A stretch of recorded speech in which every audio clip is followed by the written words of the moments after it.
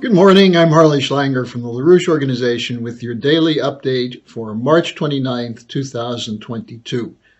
Today we're going to look at the question of why is the Anglo-American establishment willing to risk nuclear war to defend its collapsing world order?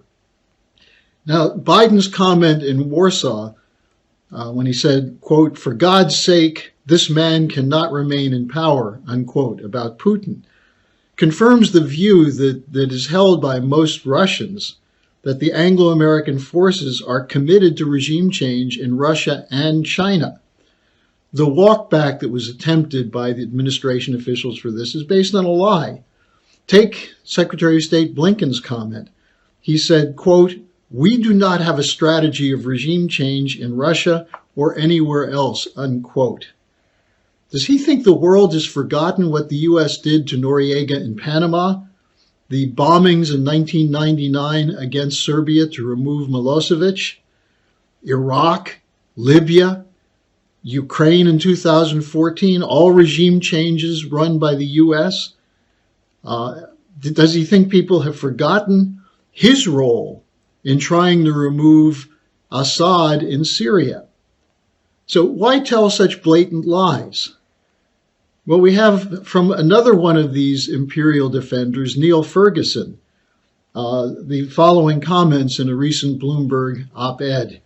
He wrote, quote, "I conclude that the U.S. intends to keep this war going," unquote. He said he was told that a senior administration official recently said, quote, "The only end game now is the end of the Putin regime," unquote. He added, quote, "I gather that senior British figures are talking in similar terms. There is a belief that the UK's number one option is for the conflict to be extended and therefore bleed Putin," unquote. And he concludes that this explains the, quote, "lack of any diplomatic effort by the US to secure a ceasefire," unquote. Now, Ferguson didn't go further to say that this also explains why the US and NATO are supplying so much weaponry to Ukraine.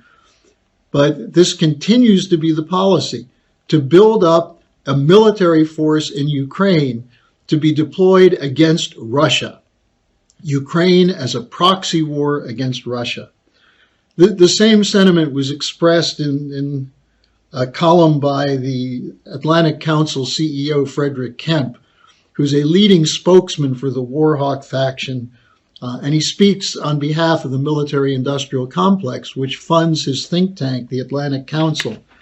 In his latest manifesto, Kemp warned Xi Jinping, the president of China, that he, quote, "must begin to consider the consequences of Putin's ruin," unquote. Now keep in mind, Kemp scribbled an article the day after the Putin-Xi summit on February 4th, where he said this represents a tectonic shift, and he said it could mean the end of the unipolar order. Well, that's in fact what they're afraid of. But why risk a nuclear war to defend a collapsing order that has little support from anyone in the world, outside of the ranks of the criminal cabal of the bankers and corporate cartels who think they own the world order and think they write the rules of the so-called rules-based order? There's very little support of this. But where's the support come from?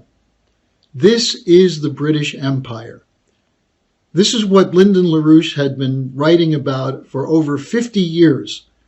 This is what we have been emphasizing in our consistent strategic writings, our scientific and philosophic writings, that the world was divided by the British into spheres of influence, into contending blocks, the strategy of divide and conquer, which is now called geopolitics.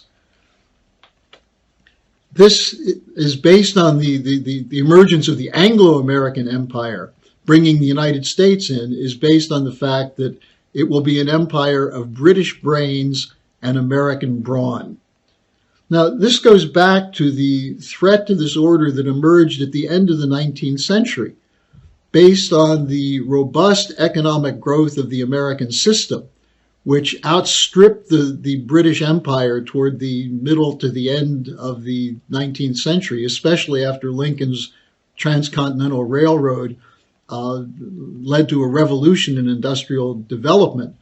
This model was then followed by Bismarck in Germany, the French, the Russians, the Japanese, all of which began to threaten the British control of trade and finance through its navy. The idea of corridors of economic development on land was the greatest threat they had ever faced. And so what did they do? They turned to the development of a theory of geopolitics drafted by Halford Mackinder, which basically said there can never be allowed an alliance between Eurasian nations and European nations. That's the essence of the so-called Heartland Theory, or the geographical pivot of history. This was promoted by Lloyd George and the British Israelites, who were tied to the Fabian Society and their networks. This is what was promoted by H.G. Wells, the author of The Open Conspiracy, who essentially said there's no need to hide this. This is a conspiracy that we're going to carry out to keep the British Empire in charge of the world. One of the followers of this was a man named Professor William Yandell Elliott. Probably very few have ever heard of him, but he is an instrumental operative deployed to the United States on behalf of this British imperial tradition for the City of London and British intelligence. He recruited from his classes at Harvard a whole crew of genocidalists who have been placed in key positions of power. Now, you may not have heard of Elliot, but you've heard of his protégés: Henry A. Kissinger, Zbigniew Brzezinski, Samuel Huntington, whose Clash of Civilizations theory is at the center of the ongoing warfare in Southwest Asia, and Satan's new playmate, Madeleine Albright, who herself mentored the current crew of killers, including Susan Rice, Samantha Power, Jake Sullivan, and Anthony Blinken. Now, most of the world is now moving against this order. You're being told that everyone's with the U.S. and the British in the defense of the valiant people of Ukraine, who they're willing to kill and sacrifice in order to get rid of Putin. So the crocodile tears you hear from this crowd for the Ukrainian people is a fraud, just as Blinken's fraudulent comment that we don't support regime change is a typical fabrication. But most of the world is moving against them. Here's a perfect example. The British were sending a delegation to India over this last weekend. The Indian government told them not to come. Instead, they engaged in extensive diplomatic discussion with Wang Yi, the foreign minister of China. Now imagine India and China coming together. Even the possibility of Pakistan working with India and China and Russia. For what purpose? To avoid a division of the world into blocks and instead move toward something different. Now, we're pulling together this movement to take power away from this criminal cabal, beginning with a conference on April 9th. There is an effort on our part to bring together leaders from around the world, but including average citizens, into this movement to create a new strategic and financial architecture, which is based on the principle of collaboration between sovereign nation states for economic growth and development. This is the win-win strategy that's been fought for by Lyndon LaRouche for the last 50 years of his life.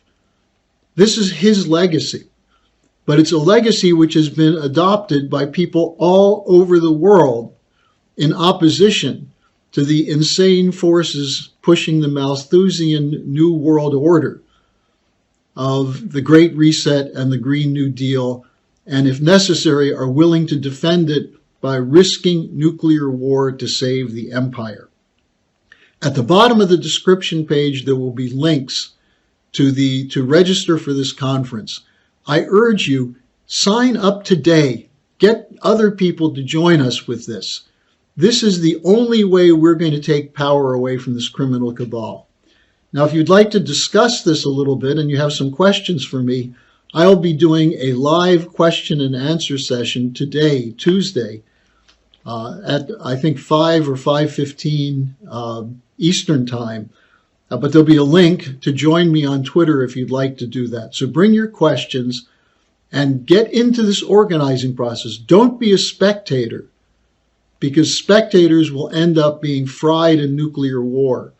We need activists who use their minds and creativity to join with us to take power away from this criminal cabal.